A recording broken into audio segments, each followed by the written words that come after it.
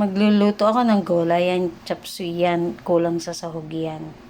Kulang sa, hindi kompleto gulay niyan. Ito ang chicken breast. Minarinate ko na sa toyo. Paminta lang.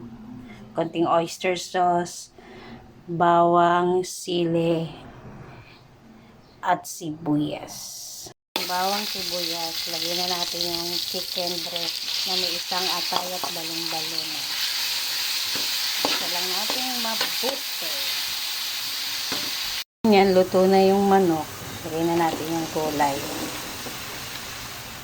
Tapos, haluin lang natin mabuti. Tapos, lagyan ng konting tubig. Yan, kumukulo na. Tapos, lagyan natin ng konting oyster sauce. Konti lang. Syempre, dato puti pa rin. Saluin natin.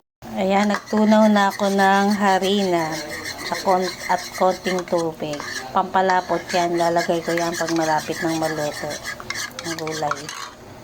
Luto na. Lagay na natin yung slurry. Tapos, saluin lang natin mabuti.